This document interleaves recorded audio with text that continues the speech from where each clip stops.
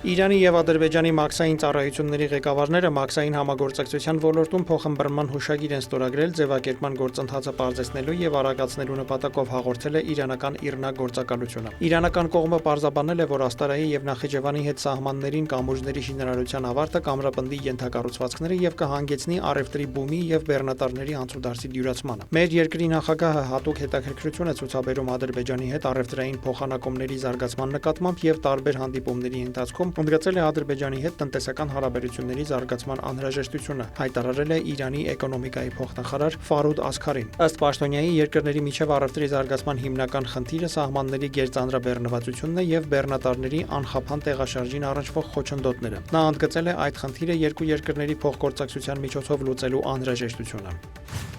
Ռուսական ուժերը հարվածել են Կիևին, զոհվել է առնվազն 9 մարդ։ 7 մարդ զոհվել է Կիևի հարավ-արևելքում գտնվող Դարնիցկի շրջանում, 2-ը Սոլոմենսկի շրջանում քաղաքի արևմուտքում։ Եվս 28 մարդ վիրավորվել է, այդ թվում 4 երեխա։ Ընդհանուր առմամբ հարվածներն ու ավերածությունները գրանցվել են քաղաքի 5 շրջանում։ Լրատվամիջոցների տվյալով այս գիշեր Կիևի դեմ կիրառվել են բալիստիկ հրթիռներ, Խարկովում հարված է հասցվել բենզալացակայանին։ Նախագահ Վոլոդիմիր Զելենսկու տվյալով Ռուսաստանն Ուկրաինայի ուղղությամբ արձակել է 37 հրթիռ եւ 187 ԱԹՍ։ Ռուսաստանի պաշտպանության նախարարությունն էլ պնդել է, որ խոցվել են ուկրաինական ռազմարդյունաբերական համալիրի ձեռնարկությունները եւ լոգիստիկ կենտրոնները, որոնք օգտագործվում են հրթիռային սպառազինության, անօդաչու սարքերի, ռադիոլոկացիոն կայանների եւ ռադիոէլեկտրոնային պայքարի միջոցների արտադրության, պահպանման եւ մատակարարման համար։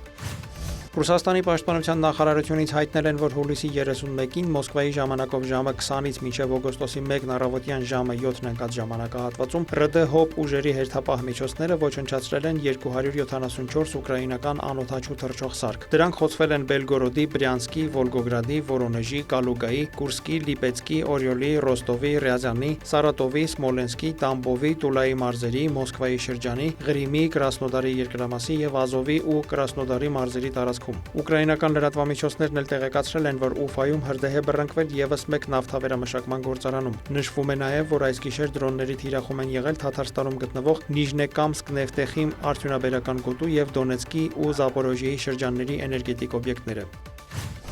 Ամերիկայի Միացյալ Նահանգները մտադիր է առաջիկա շաբաթներին փորձել վերսկսել Ուկրաինայի եւ Ռուսաստանի միջև բանակցային գործընթացը, Fox News-ի եթերում հայտարարել է Միացյալ Նահանգների պետքարտուղարը։ Մարկո Ռուբիոյի խոսքով ամերիկյան կողմը դիվանագիտական ջանքեր կգործադրի, որպեսզի պարզի կողմերի բանակցային սեղան վերադառնալու հնարավորությունը։ Նա նշել է, որ համաձայնության հասնելուն խանգարում են հակամարտության կողմերի կոշտ կարմիր գծերը։ Մենք նաեւ հասկանում ենք, որ երկու կողմերն էլ ունեն բավականին հստակ կարմիր գծեր եւ մինչեւ մեզ չհաջողվի մի փոքր մոտեցնել այդ գծերը, մենք չենք հասնի ցանկալի արդյունքի։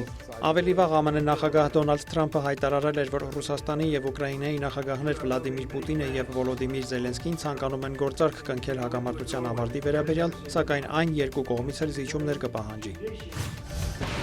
Միացյալ Նահանգների եւ Իրանի միջև հակամարտության համաձայնագիրը դեռևս հնարավոր է չնայած ռազմական գործողությունների վերսկսմանը։ Այդ մասին լրագրողների հետ զրույցում հայտարարել է Միացյալ Նահանգների նախագահ Դոնալդ Թրամփը։ Պատասխանելով հարցին, թե հնարավոր է արդյոք համաձայնության գալ Իրանի հետ չնայած մերձավոր արևելքում ներկայումս տեղի ունեցող իրադարձություններին եւ Թրամփի հայտարարություններին, այս հարցի վերաբերյալ նա ասել է. «Այո, դա հնարավոր է»։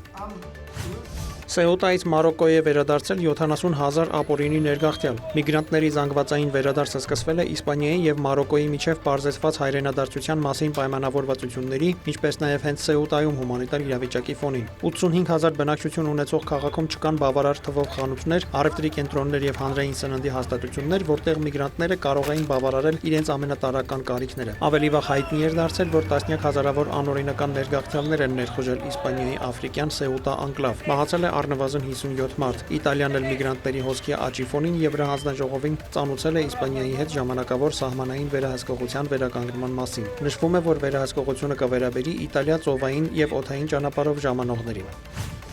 Եմենի Անսար Ալլահ շարժումը եւ Սանայում հումանիտար գործողությունների համակարգման կենտրոնը հերքել են առևտրային նավերի համար վճարներ սահմանելու ծրագրերի մասին լուրերը, ընդգծելով, որ ռազմավարական Բաբ էլ Մանդեբի նեղուցով անցումը մնում է անվճար։ Ավելի վաղ Եմենը ի պատասխան Սաուդյան Արաբիայի կողմից Սանայի օդանավակայանի շրջափակման հայտարարել էր Էլ Ռիադի ծովային շրջափակման մասին։